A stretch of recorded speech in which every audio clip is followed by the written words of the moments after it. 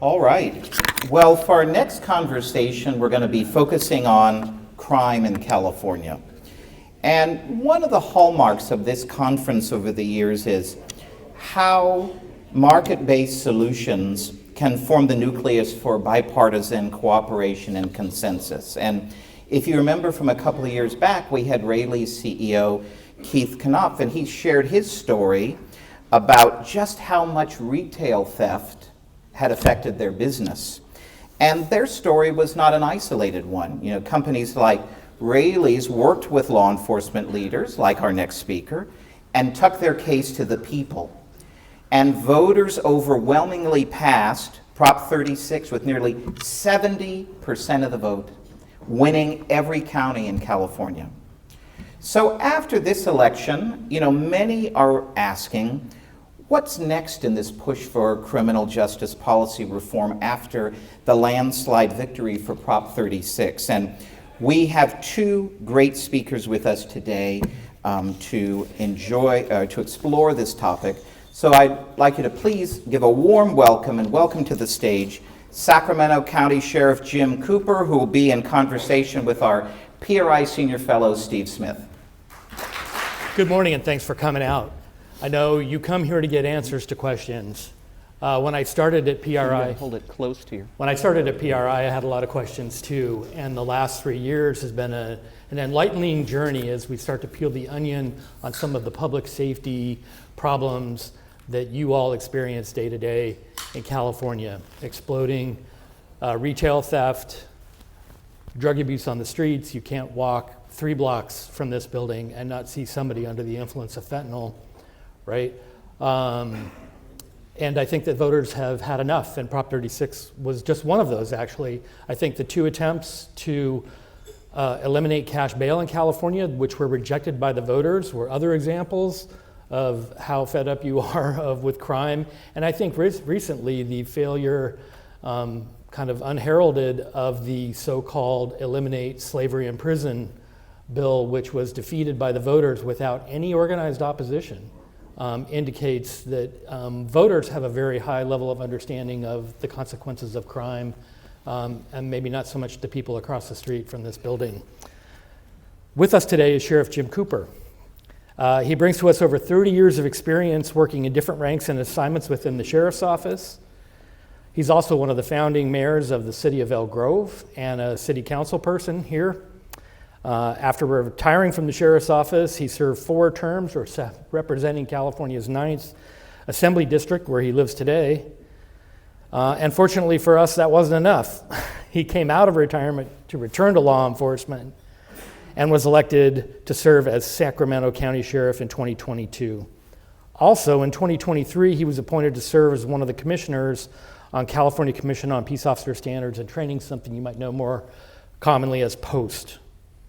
As such, he brings a broad and deep experience both in California law enforcement and public policy that makes him unique and truly a dean of California law enforcement. Please welcome Sheriff Jim Cooper.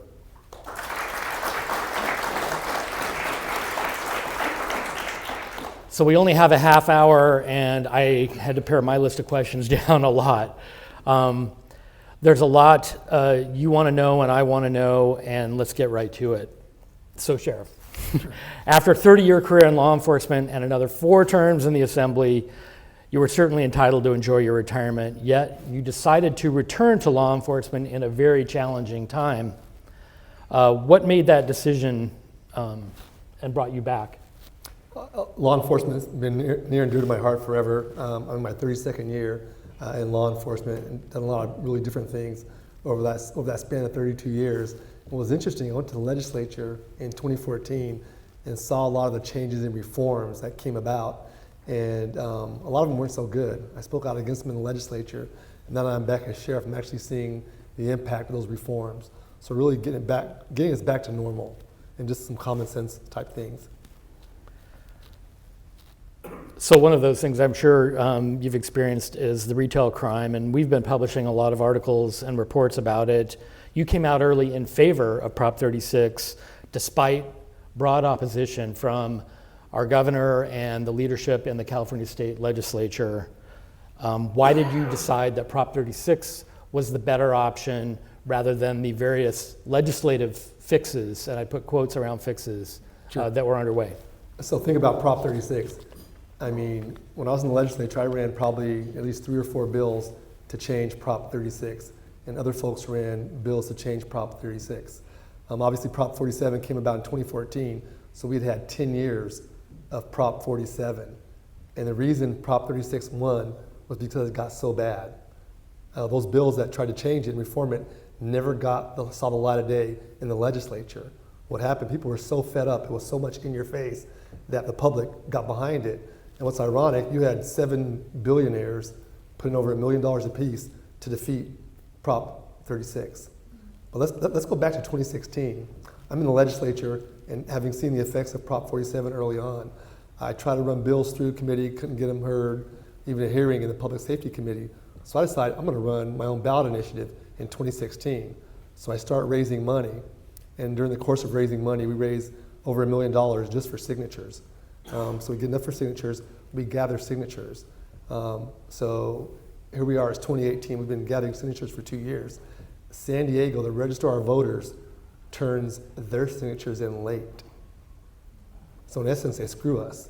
We had enough valid signatures, but because they were late, it got pushed over to 2020. So my initiative, it was called Prop 20, was similar to Prop 36. It dealt with the theft piece, but also it dealt with DNA. Since Prop 47 came into effect, it classified 7 crimes, felonies to misdemeanors. So if you're arrested for a misdemeanor, we no longer get a DNA sample from you. So since then, our cold case hits have dropped by probably 7,000 or 8,000. So we're talking cold case hits for murders, rapes, sex assaults, things like that. So what's ironic, you have data in 10 states in the UK that when you get a cold case hit, that cold case hit came because that person was arrested for theft and or drugs. So it's valid scientific data. And then also serious and violent crime. In California, there are probably about 13 or 14 crimes that are felonies but aren't considered violent crimes. Domestic violence, drive-by shooting, if I stab you or beat you with a baseball bat, arson. It was human trafficking until Senator Shannon Grove changed that. Human trafficking of a child was not a violent felony.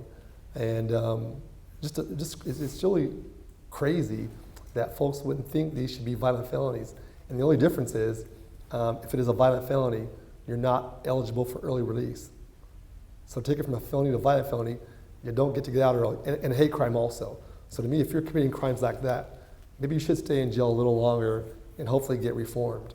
So obviously Prop 20 went down in flames in 2020. We came back again with Prop 36 in 2024, and obviously we won, which is a good thing. But the voters drove that. Absolutely.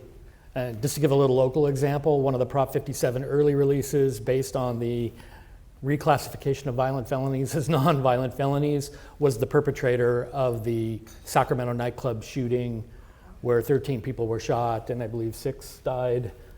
He was a Prop 57 early release. Let's talk a little bit about the proliferation of fentanyl and other dangerous drugs. Do you think Prop 36 will be enough, and what upstream fixes are you looking to hear from the governor and the president on? On that, we're looking obviously from the president, more enforcement for the borders. It's coming through the borders. Obviously, those chemicals are made in China and then assembled in Mexico. So that has always been a big issue with that. So hopefully the federal level will deal with that. At the local level, drugs are a huge problem with that. You think a lot of crime is drug related. A lot of our theft was drug related. We need help there. And the big issue with that was when you're addicted, you don't want to get help. It is hard to make a decision to be rational when you're addicted to drugs, especially fentanyl or any type of drug. So you need the carrot and the stick. Prior to Prop 47, we had drug court. So if someone was an addict, they went to court, the judge said, hey, I want to help you get clean. If you complete drug court, we'll expunge your record. And it was a success. It worked really good. So when Prop 47 happened, nobody went to drug court anymore because it was a misdemeanor, it's not a felony. Who cares about getting their record expunged? But the only folks that got their record expunged was if someone wanted a job. And that was the big issue with that. So we need drug court back, and Prop 47 brings drug court back. And you can still get your record expunged, but for those prolific serial thieves, it really deals with them. And what was interesting, we probably made over 1,000 arrests, and I think less than a dozen were homeless, and no one was stealing for food. A lot of these folks were just stealing to steal because it wasn't a crime, and that was it. There was no accountability, and that's the big thing with 47, is you could do whatever you want, and you knew the most you would get is a citation. And that's the same as doing a lawn job or breaking a window. It's a misdemeanor. The jail's about 4 blocks away. All we have is violent felons in jail. If you're a misdemeanor in county jail, you're there on a judge's order because you had multiple drunk drivings or misdemeanor domestic violence. Otherwise, there's no misdemeanors in jail, just violent people. And that was the whole impetus for Prop 47, to get rid of low-level offenders out of the jail, but it did the exact opposite of that. So over a month ago, KCRA reported that you wasted no time in making Prop 36 arrests. Recently, the San Francisco Chronicle reported that San Francisco PD made over 200 arrests just along one section of 6th Street. If you've been to the city and know what 6th Street is like, that's the open-air drug dens. In San Francisco, over January 2024 till January 2025, theft reports declined 45%. And I'm curious if Sacramento has seen a similar downturn since Prop 36 has passed. Actually, it is going down, which is good. We're hearing from the retailers, even the criminals are talking about it amongst themselves. But it goes back to the issue. I've always had heartburn with the big box retailers. Because think about Prop 47 or Prop 20 when I had that in 2018. Home Depot, Lowe's, Best Buy, they were getting killed on theft, folks walking in and walking out. And a lot of them had a no confrontation policy. Their employees were told, let them go, don't stop them. So here you have a measure going on, and per the retailers, they're losing billions of dollars. So why would you want to put money in to help the effort to fight this and win it? They put no money in for Prop 20. Fast forward to Prop 36. Walmart put $1 million in to help qualify signature gathering, as did Target. But for the campaign, there was really no money. They put a little more in, but no money for it. The money came from public safety, it came from other businesses that helped fund it. So here you are, you're closing stores, your losses in the billions of dollars. Why aren't you fighting for yourself? The legislature can do nothing to you. Most of these board of directors are out of state. So if it's that bad, you're gonna fight for yourself. Not one of those retailers did that much. Like I said, Target and Walmart did that. That was the minimum. They should have done more. And that's a big issue with that. The Nike outlet at How About Arden, #1 in theft in the country. So when an employee spots somebody stealing, they have to call corporate security in Las Vegas to get permission to call us. So a lot of these stores, their policies today still, as we talk right now, they don't call law enforcement, they have to get permission. And a lot of them have a non-confrontation policy. That has changed some with Prop 36, but a big issue was the retailers. They were so worried about their image, and they didn't care about what was right for their customers. That was a big issue. And I'll tell you what, the grocers were amazing. They came in, they put $2 million in for Prop 20, and they were here for Prop 36 also. But the retailers, the big box retailers, I have zero respect for them. They added to this problem. So the sheriff and I both wear sheriff badges. Mine's a retired one, and he's obviously still current. Something that's been a problem in law enforcement now since the post George Floyd era, I guess we could call it, is that there's been an exodus out of law enforcement of seasoned, experienced officers, some because they could take retirement and others just because they got fed up with the profession. So crime is up, calls for service are up, I'm sure, yet the number of deputies in your office are down. What do you see are some of the solutions we can implement to boost back law enforcement recruiting? It's tough to hire. Who wants to be a cop? All this negative publicity in the news, you work nights and weekends. A lot of these young kids want to work from home. We don't work from home. we gotta go to work.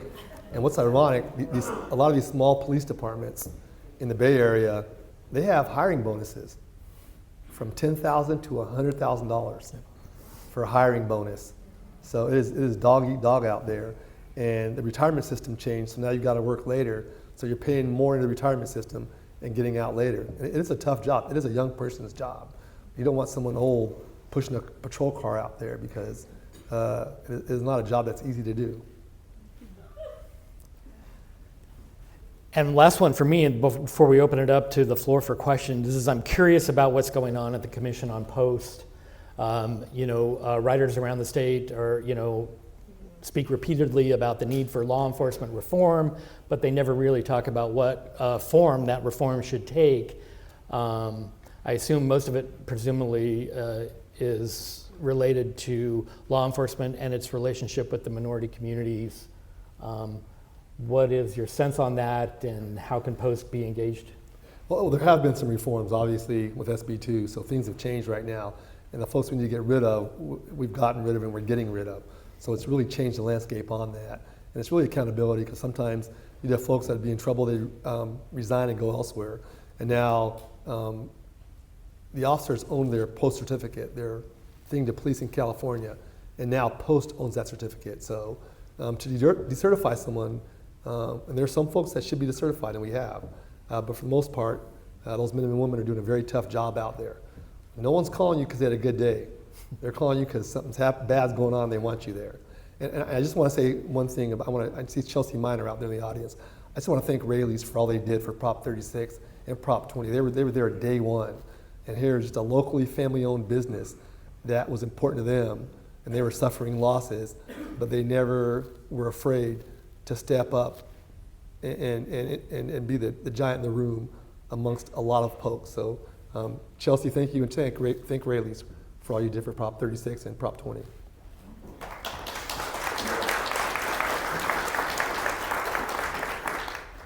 So I'm sure some of you have some questions, and you don't often get the chance to talk to the county sheriff, so please, the mic is moving around the room. While I get the mic over there, I'll tell you something else crazy. So in 2018, they passed a bill in the legislature. It was a budget trailer bill that they, for a lot of crimes, they made it where you could get, God darn it. First, what can they get? On the child crimes. Okay. Diversion. This is coming up hot. Diversion. So pretty much first they had all the crimes in there, and then we complained. They took out murder and some sex crimes. But people are getting diversion for child abuse. So you may have a kid that dies, fractured skull. I mean, abuse is just rampant. You know they abuse per the autopsy. But both parents don't admit. And they can say, I have anxiety.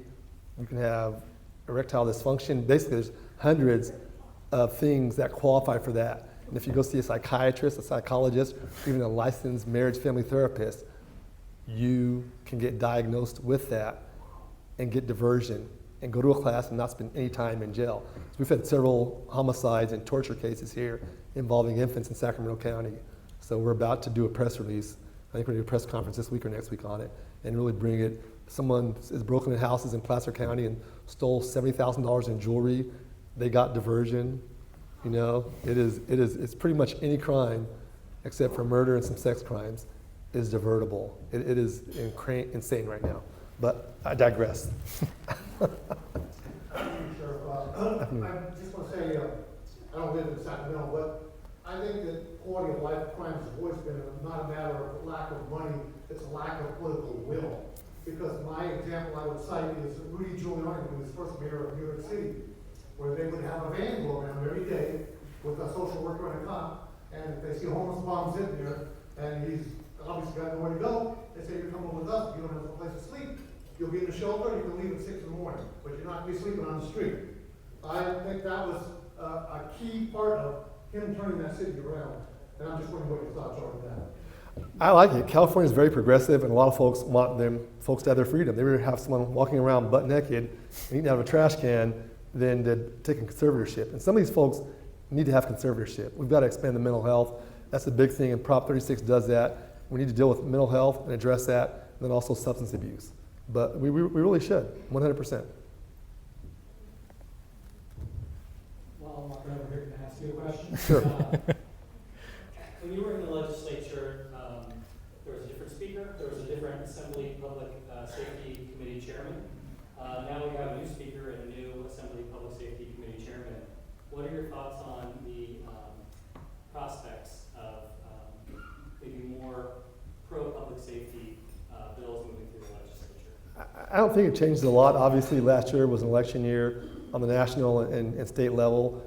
Crime was an issue with that, so I think everybody kind of slowed down, and that was the impact we felt and saw that. So I don't really see things changing that much. I think it stays the same. And over there, it's just ideology, and you have to party line. You got to vote on party line, and even on bad bills, people feel compelled to vote on things. The caucuses, I'll tell you right now, we know hate crimes are up tremendously. You know, especially the Jewish community. So you would think the Jewish caucus would say, hey, hate crimes, we want to enhance the penalty. Crickets. Women's caucus, a lot of sex crimes, human trafficking, they'd be supported behind that. Crickets. Asian hate crimes are up dramatically in the API community, Muslim community. Do enhancements. Crickets. I could talk all day about that, but it's just people are afraid to step outside and, you know, make their voices heard. That's the legislature for you. Thank you. After California voters passed Proposition 13 in the 70s, Governor Jerry Brown famously said the voters had spoken and worked very hard to implement savings following that. Governor Newsom, however, who was such an aggressive opponent of Prop 36, didn't seem to change his position on the measure following the election, and kept up his criticism and misinformation. What do you think the governor could be doing to implement the local voters going forward? So we're hoping we get funding with Prop 36. But what's interesting, not one statewide official endorsed Prop 36. And the polling we knew was overwhelmingly supportive of Prop 36. So even though they outraised us and we didn't have a lot of money, didn't run a lot of TV commercials or radio commercials, we still kicked their butt because it was in their face. So we're hoping that the governor and legislature actually fund Prop 36 as it should be. That's the people's will. So for them not to do that is, you know, hopefully it happens. If I see Assemblymember Rubio's here, hopefully she can make that happen in the legislature. She's a good mod.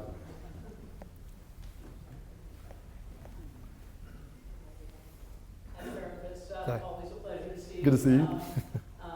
So I don't know the data on this, but of course the whole broken windows theory proved pretty effective. Is there any data suggesting that you can tolerate as a city a lot of disorder in the minor category and still prevent more violent or serious crimes? Or do those really stay linked, disorder and higher criminality? They stay linked. Obviously in the county, for homeless, hey, if you're homeless and you want help, we're going to help you. If you don't want help, we're going to deal with you in other ways. So it is it's like night and day between us and other jurisdictions in Sacramento County, other cities. Some of the things we don't tolerate. So it's really how it's approached, but it's been political. Obviously, as sheriff, I'm responsible to the voters. I don't have a city manager or city council tell me what to do or a mayor. So that's the difference. We got to take the politics out of it, but it's very political.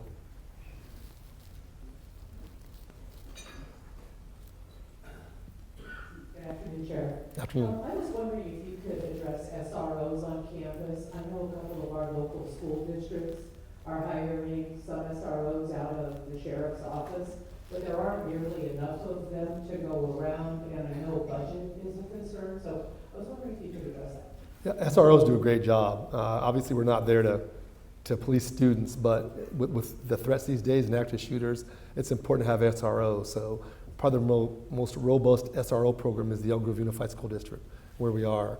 We're at obviously Valley High. We've got a couple of guns out of there recently in the last couple of weeks. And it happens. It's just a different day and age.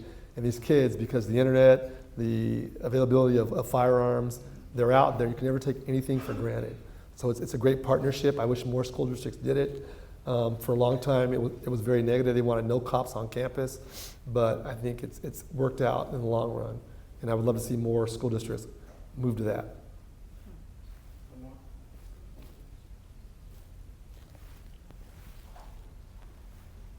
Any other questions? Nope. Quick. Well, we're good.